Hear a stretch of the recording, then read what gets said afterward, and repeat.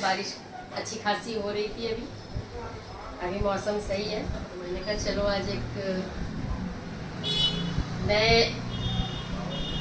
Personality पे कुछ चर्चा की जाए। तो गाइस आज हम चर्चा करने वाले हैं आप लोगों के साथ। शायद आप लोगों की भी क्यूरियोसिटी रही होगी कभी उनके में, और आज भी है, आज भी वो एवरग्रीन है। तो आज हम बात करेंगे रेखा जी की। तो गाइस रेखा जी ने काफ़ी लेट में मैरिज किया था। जैसे कि आप लोगों ने सुना होगा कि रेखा अमिताभ का अफेयर्स काफ़ी स्पीडली और काफ़ी चर्चाओं में रहा है। वैसे तो अमिताभ का अफेयर्स बहुत हीरोइंस, बहुत लड़कियों के साथ रहा जो अपने टाइम की टॉप एक्ट्रेस थी, लेकिन अमिताभ और रेखा का नाम आज तक अलग नहीं हुआ। जाने क्या बात थी इस लव स्टोरी में, जाने क्या बात है उस कनेक्शन में कि इनका नाम आज भी साथ में ही, लगभग साथ में ही लिया जाता है। अफेयर की चर्चा जब भी बॉलीवुड में होती है गाइस, तो रेखा अमिताभ की चर्चा जरूर होती है। चलिए इन सब पे विराम लगाते हुए रेखा ने शादी की। एग्जैक्ट मुझे डेट याद नहीं है, लेकिन मैं मिक्स स्टोरी बता रही हूँ आपको। रेखा के पीछे काफ़ी टाइम से पड़े हुए थे मुकेश। कोई फ्रेंड के थ्रू उन्होंने उनका नंबर भी ले लिया था रेखा का। बात होने लगो, बीच बीच में बातें हुआ करती थी। रेखा ने हालांकि पहले भाव नहीं दिया था मुकेश।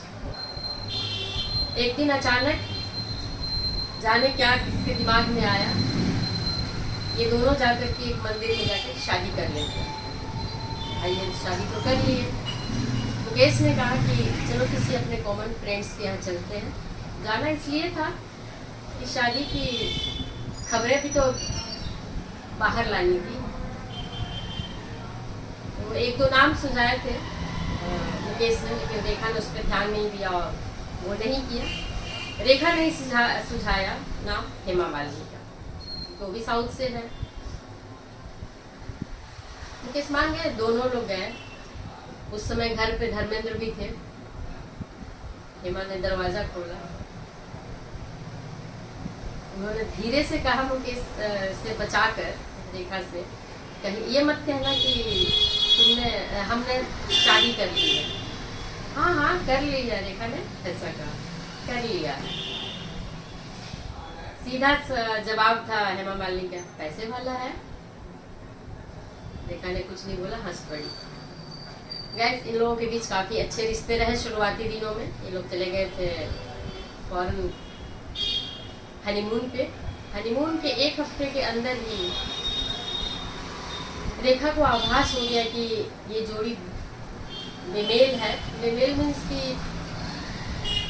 मुकेश काफ़ी सारी दवाइयाँ ले रहे थे इस टाइम। हनीमून पे भी गए थे तो बहुत सारी दवाइयाँ वो ले रहे थे इस टाइम। फिर भी रेखा ने सोचा चलो कोई नहीं, अब तो शादी हो गई है, अब तो ये लाइफ का पार्ट है, निभाते हैं शादी को, जो भी होगा। काफ़ी वो खुश रहने लगी थी। कुछ टाइम तक बहुत अच्छे से रहे वो लोग। रेखा को अमित जी के अफेयर से थोड़ा सा डिस्टेंस मिला और अपने लाइफ को सिक्योर करके अपने आगे बढ़ रही थी। तो ना एक गम था, तो गम को भरने के लिए कुछ, क्योंकि ये भी प्यार या फील हुआ होगा तो ही किया होगा। तो गाइस अब उसके बाद इनका क्या हुआ कि ये लोग हनीमून पर ही थे, तभी रेखा से नजरें मिलाते हुए मुकेश ने कहा मेरे जीवन में भी एक एवी है। यहाँ से स्टोरी में थोड़ी फास्ट कर दी है। एवी है, एवी का मतलब आकाश बजाज, जो इनकी डॉक्टर रह चुकी थी, डॉक्टर थी, रह क्या चुकी थी, डॉक्टर ही थी।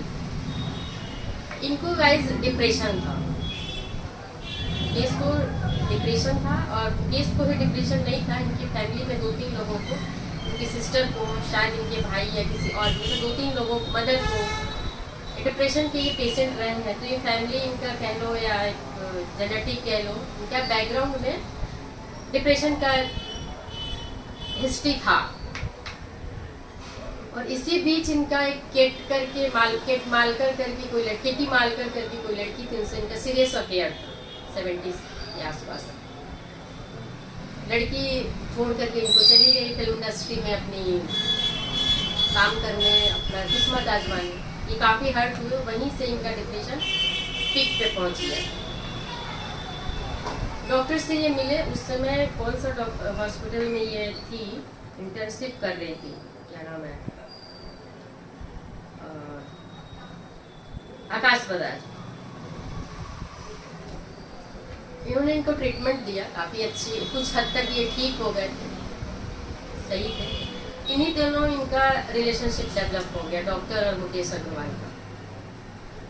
आकाश बजाज डिवोर्सी थी, 2 बच्चों की माँ थी, 2 बेटियां थी उनकी, एक मोनिशा, एक अंजलि।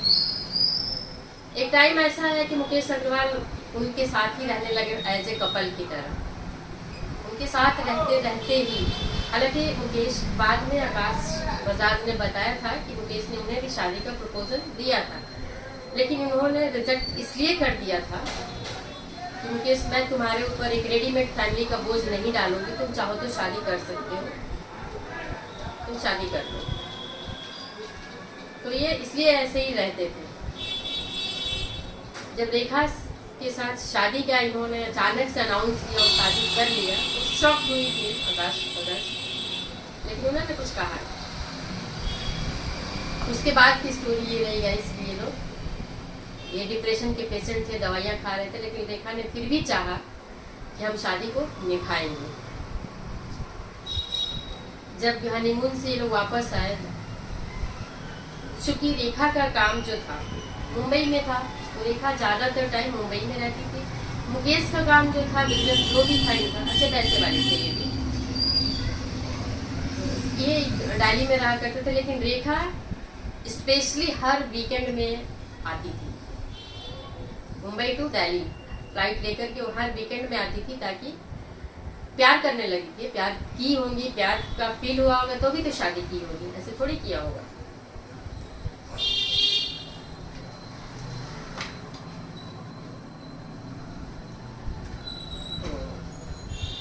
जब भी उनको पता था मुकेश को हर हफ्ते रेखा आएंगी, ये हर हफ्ते पार्टियां ऑर्गेनाइज कर लिया करते थे। रेखा आती थी, देखिए हर न्यूली कपल का और एक फीमेल का वो स्पेस चाहती है, अपने पार्टनर से के पास स्पेस चाहती है। पार्टियां तो बहुत देखी है, मुंबई और बॉलीवुड में तो पार्टियां ही पार्टियां हैं। वो स्पेस के लिए आती थी, ना कि पार्टियों को एंजॉय करने आती थी, ऐसा कुछ नहीं था। तंग हार करके इस बात को लेकर के उन्हें मुझसे लड़ाई भी हुई रेखा से। उन्होंने मुझे ट्रॉफी की तरह यूज कर लिया। बातें देखिए, छोटी सी बात बढ़ जाती है, बड़ी हो जाती है। तो ये सारी बातें जो एक नीरज है, उनके दोस्त है मुकेश अग्रवाल की। गैस वीडियो लंबी हो रही है, थोड़ा सा एडजस्ट कीजिएगा। नीरज अग्रवाल, नीरज दोस्त थे, पुलिस में थे, पुलिस में अच्छे रैंक पे थे, IPS या DIG रैंक, कुछ अच्छे पोस्ट पे थे मिस्टर नीरज। तो ये नीरज का के इंटरव्यू से ली गई बातें हैं। रेखा जब भी आई, उनको ट्रॉफी की तरह यूज किया गया। इस बात को लेकर के इनकी लड़ाइयाँ भी हुई। जब रेखा को समझ में आ गया ये बात कि मुझे सिर्फ प्यार नहीं है, मुझे सिर्फ एक बिजनेस में ट्रॉफी की तरह यूज किया जा रहा है, बिजनेस कॉन्टेक्ट बढ़ाने के लिए, लोगों को अट्रैक्ट करने के लिए, उनका मन थोड़ा टूटा। एक बार इनका ही कहना है, नीरज का ही, जो मुकेश के दोस्त है, कि रेखा एक बार आई थी जब, तो वो उनके घर आई थी चाणक्यपुरी में। नीरज चाणक्यपुरी में रहते थे, दिल्ली के चाणक्यपुरी में नीरज रहते थे। तो उनका कहना है कि रेखा आई बिल्कुल एक सिंपल सलवार, वाइट कलर का, क्रीम कलर का सलवार सूट पहन के, बिल्कुल कोई हीरोइन वाला कोई वो नहीं था, टेंट्रम नहीं था उनके में। नॉर्मल आई, उनके बेड पे बैठे आराम से रहे, लग रहा था बिल्कुल कि कब से जानते हैं। देखिए जो लोग सोसाइटी में रहते हैं, मिलना जुलना होता है तो उनको सलीके याद आते हैं। तो दिल्ली और मुंबई का कल्चर थोड़ा सा डिफरेंस है। दिल्ली में मैं भी रही हूँ काफ़ी टाइम, मुंबई में तो नहीं रही हूँ, लेकिन हाँ पढ़ने से और सुनने से पता चलता है कि दिल्ली और मुंबई का कल्चर थोड़ा डिफरेंट है। अब क्या हुआ कि रेखा ने, यही रीजन था गाइस, एक डिप्रेशन, और ये डिप्रेशन की वजह से कई बार नीरज ने ये बताया कि पार्टियां चलती थी दिल्ली में, पार्टियों को एंजॉय कर रहे होते थे, लेकिन हम लोगों से बात करते थे तो बोलते थे मेरा मन कर रहा मैं सुसाइड कर लूँ, यहीं से कूद जाऊँ छत से, छत मतलब कि होटल के बालकनी से। लोगों को घबराहट होने लगती थी इनके इस बिहेवियर से, क्योंकि डिप्रेशन में इस तरह के सुसाइडल थॉट्स आते हैं। तो इनके अपने लोग ही इनके इस तरह की बातों से कतराने लगे थे, उबने लगे थे। तो कई सारी चीज़ों को मिला करके रेखा के लिए इस सिचुएशन को झेलना बहुत मुश्किल होने लगा। रेखा ने अब दिल्ली आना बंद कर दिया और मुकेश से मिलना भी बंद कर दिया। जब रेखा ने मिलना बंद कर दिया, दिल्ली आना बंद कर दिया, मुकेश का फोन उठाना बंद कर दिया, बिल्कुल कट कर लिया खुद को, क्योंकि हार्ट होता है इंसान। आप शादी किए हो हस्बैंड वाइफ कपल के रिश्ते को चलाने के लिए, ना कि बिजनेस मॉडल की तरह लेकर के खड़े करने के लिए। हार्ट होता है कि प्यार प्यार है, रिश्ता रिश्ता है, उसको शो करने की जरूरत नहीं है दुनिया की है। अगर एक दूसरे को आप प्यार करते हो तो एक आपका प्यार और आपकी फीलिंग सबसे पहले एक दूसरे के प्रति है, ना कि पब्लिक डोमेन में ये दिखाने के लिए कि हाँ मैं एक सुपरस्टार का पति हूँ, एक बॉलीवुड से मेरा कनेक्शन है, या अपने आप को ये दिखाना कि हाँ मैं रेखा का पति हूँ। ये छिछोरापन दिखाता है गाइस। हार्ट होता है, दिल टूटता है, मैं ये मानती हूँ।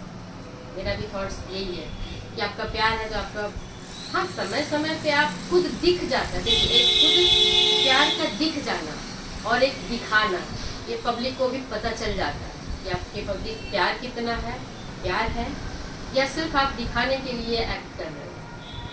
क्योंकि रेखा तो एक्टर है ही है, एक्ट्रेस है ही है, उनको क्यों दिखाना है और क्या दिखाना है, उन्हें सिर्फ प्यार चाहिए था, वो मुकेश के पास नहीं मिला। दूसरा सोसाइटल थॉट्स को लेकर के वो भी डर गई होंगी। ये मेरा अपना अनुमान, ये लाइन मेरा अपना अनुमान। अब मुकेश की बारी है, अब मुकेश की बारी थी दिल्ली टू मुंबई।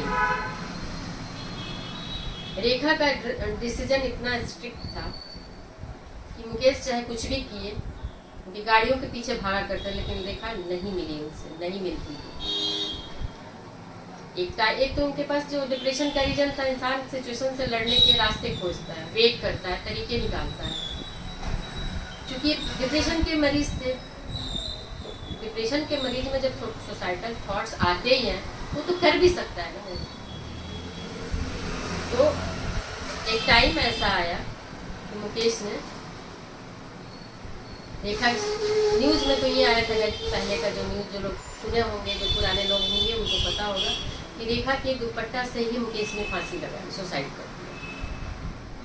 ये न्यूज़ है। रेखा ने बहुत कुछ नहीं देखा था, रेखा ने देखा था एक प्यार और एक सेटल होना, जबकि मुकेश अग्रवाल इस नाम में ना कोई रोमांस था, ना कोई रईसियत थी, और ना ही कोई बूम था, कुछ नहीं था। एक सरनेम लगाने पे भी एक रुतबा बढ़ता है, एक पर्सनालिटी इम्प्रूव होती है, एक आपका डेजिग्नेशन दिखता है।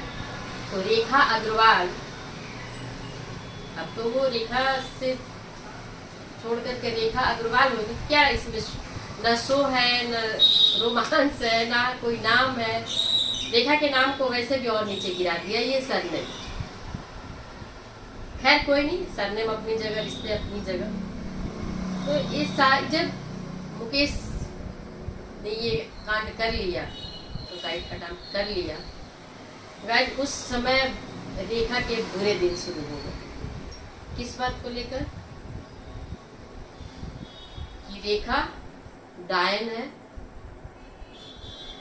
एक और कोई नाम था उनका, हत्यारिन है, ऐसे अजब गजब नामों से संबोधित किए जाने लगी रेखा। लेकिन हाँ, रेखा ने कोई किसी को रिप्लाई नहीं किया, कुछ नहीं बोला।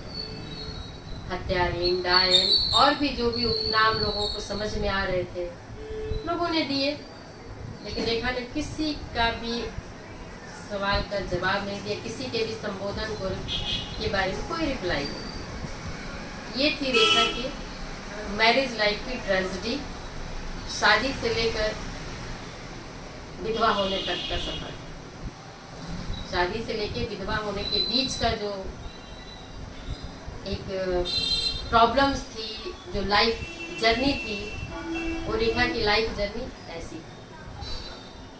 आज रेखा बिल्कुल अकेली है। उनकी एक सेक्रेटरी थी फरजाना, उनके साथ रहती है अपने बंगलों में। पैसे से वो काफ़ी स्ट्रांग है, सक्षम है, उनकी रेवेन्यू बहुत अच्छे आते हैं, जैसे कि लेवियस लाइफ जी रही है रेखा। तो गाइस, हमने रेखा की मैरिड लाइफ से रिलेटेड एक स्टोरी आपको बताई, एक कहानी बताई जो कि सच है। इससे ज़्यादा कुछ अंदर, बहुत अंदर होगा तो नहीं पता होगा गाइस, लेकिन मोस्टली स्टोरी वैसी नहीं है। अब बात करेंगे नेक्स्ट टाइम रेखा के अफेयर्स के बारे में, किन किन लोगों से रेखा के अफेयर रहे,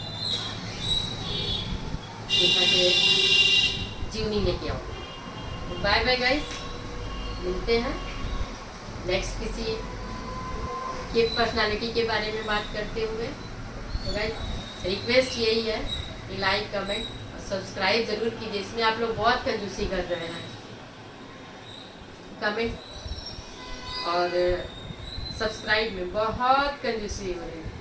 सो please help me. Bye bye.